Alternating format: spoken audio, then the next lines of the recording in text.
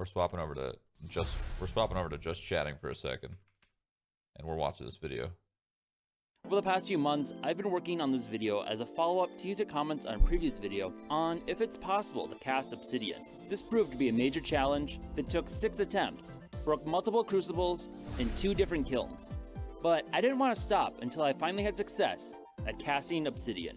Previously, I made an Obsidian blade by knapping, which is kind of the Stone Age technology, but a lot of people wanted to see me try and do actual casting with Obsidian, which is something that's pretty difficult because actual Obsidian doesn't melt around over 2,000 degrees Fahrenheit, which is something that's very hard to achieve. So while looking for this, I realized that you can actually cast glass using sand in a similar method that I use for the aluminum. But because I can't melt the actual Obsidian, I need to grind it up into small little particles, mix it with the flux, and then melt it, and hopefully then I can cast it into some form of knife. Obsidian is largely made of silica, like regular glass, but also has an unknown mixture of other impurities in it as well that can make its melting point difficult to work with.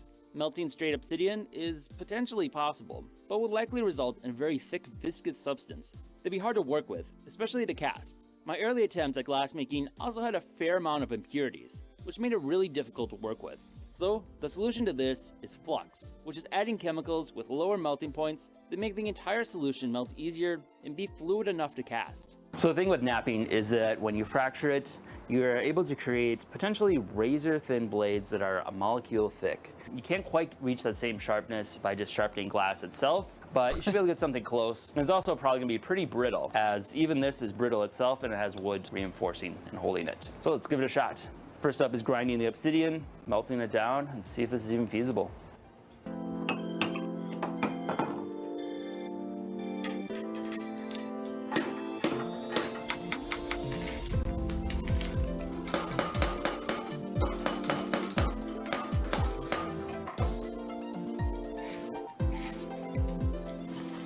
I used a ball mill to grind it to a fine powder in a liquid solution, which I then need to boil off. I was just thinking how too basic.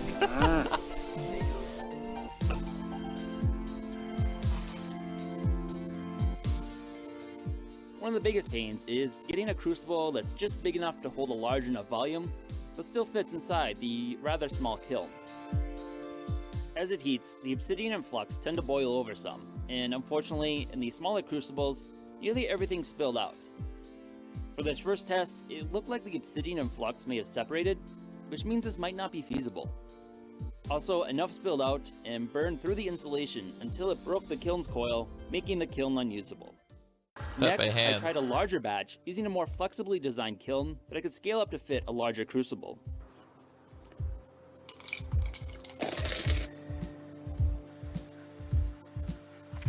I suck at this.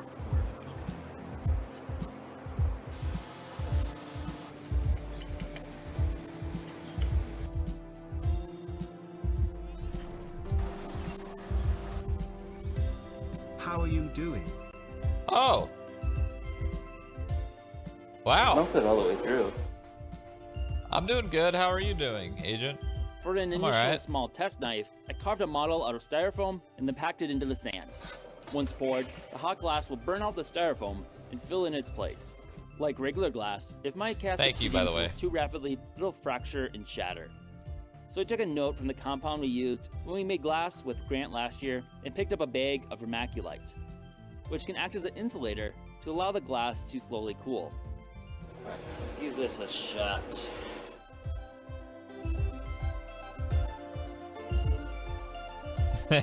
Thank you, Agent, for the $150, man. That's a lot of money. Thank you.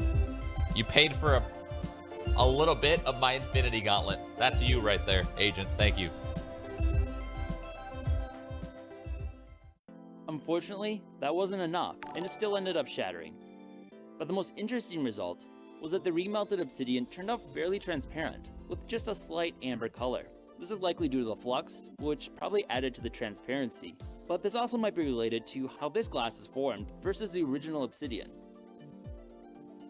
Which raises an interesting question on if this compound could even be considered obsidian anymore.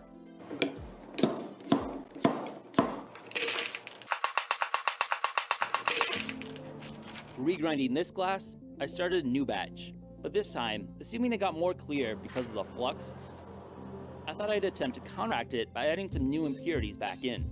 Specifically, I added in some metals that are often used in glass making to dye glass black, nickel and chromium, which gave it a nice dark color, very similar to what it started with.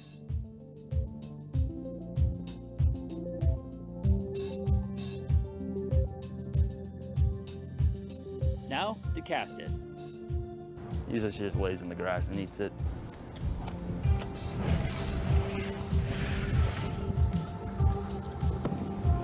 Oh, he's watering. Never mind. Never mind.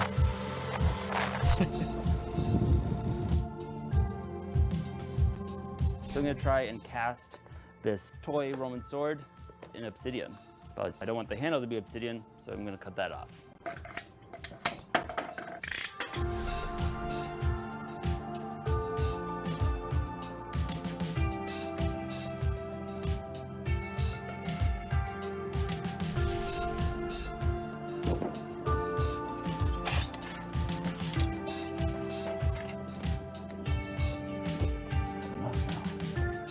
Unfortunately, by the time it came to pour it, my crucible had cracked, and the majority of the obsidian had leaked out. Pepe hands. While I reset again for another attempt, I was curious to do another experiment to see what would happen if you tried to melt just straight rocks of obsidian. This resulted in an interesting formation of a foamy mess, likely caused by off-gassing of compounds like water that had previously been trapped in the obsidian. The semi-molted obsidian adhered to the crucibles as well as the sides of the kiln, which unfortunately caused this kiln to break as well. But in the interim, I had fixed the first kiln and gotten a better fitting crucible, so let's keep going. Collecting as much of the previous attempt as I could, plus adding some more crushed obsidian. You got this, man. You can do it. And some more flux, I'm ready to go again.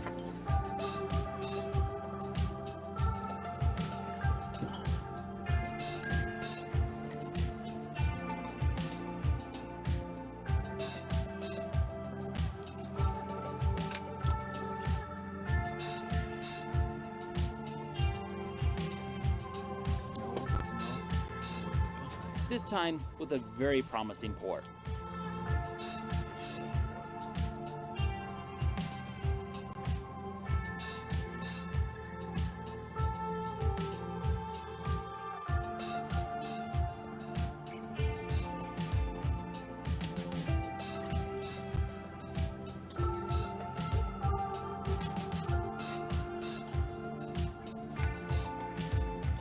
All right, moment of truth.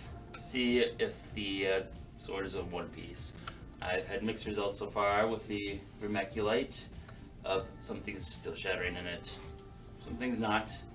Let's see what we got. Dreams. Oh. Shattered dreams. Shattered dreams. Pepe hands.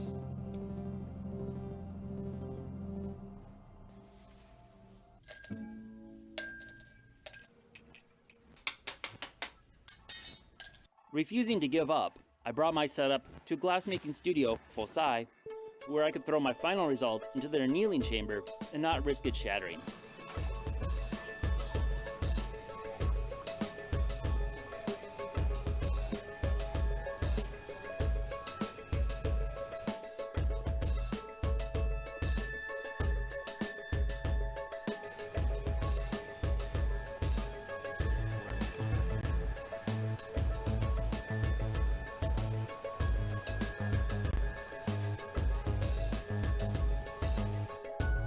Like whack-a-mole.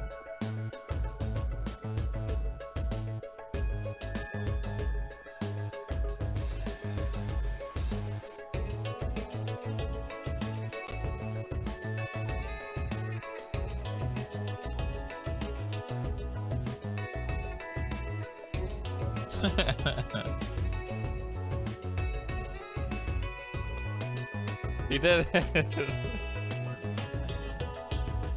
Okay, so got a weird reaction in the last attempt where it got really bubbly when we poured it. Not sure exactly why. There might have been some cracks that formed when I transported the mold, or there might have just been more humidity in the air that made it damp and caused a reaction. I'd like to polish this and it'd probably break up if I tried to grind it and shine it up. So we're gonna go over there, give it one more shot, do it the right way. Previously I added a little bit of a tang to attach a handle to it easier, but that's kind of flimsy, so I'm a little worried how well that'll hold up. So I think I'm just gonna do the whole thing Obsidian. So I'm just super gluing the handle back on. I'll sand cast it once more, and hopefully we'll finally have the Obsidian sword. Not very strong.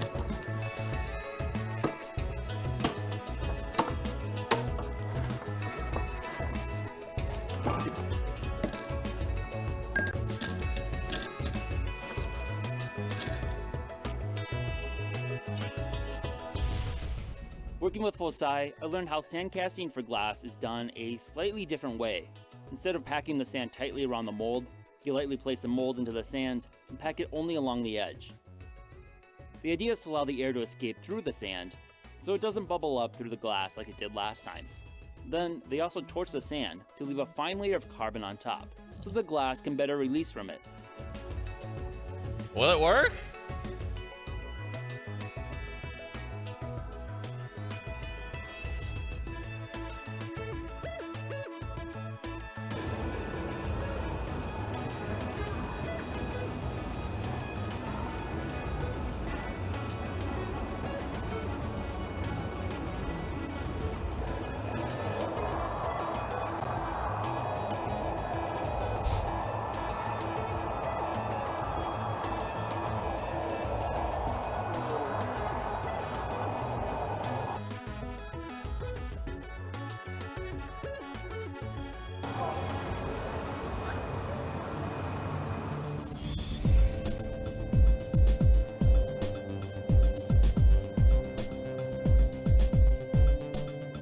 So after 6 attempts, I finally managed to cast a full Obsidian blade.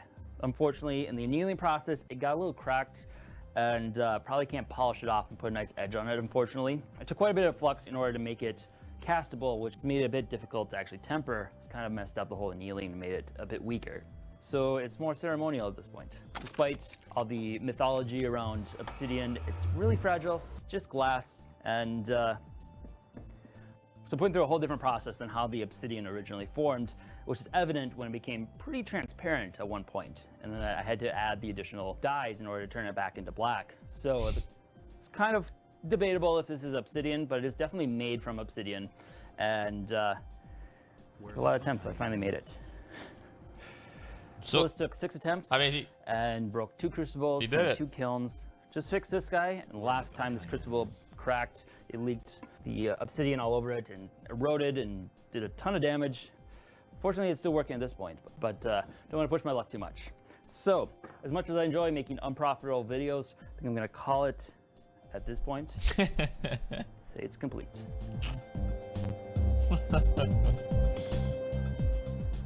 Oh boy, what is this? So now that I've cast the glass, next I'm going to move on to a different mineral and actually try and do actual metals with some copper and make bronze. So do that in a while. You enjoyed this video.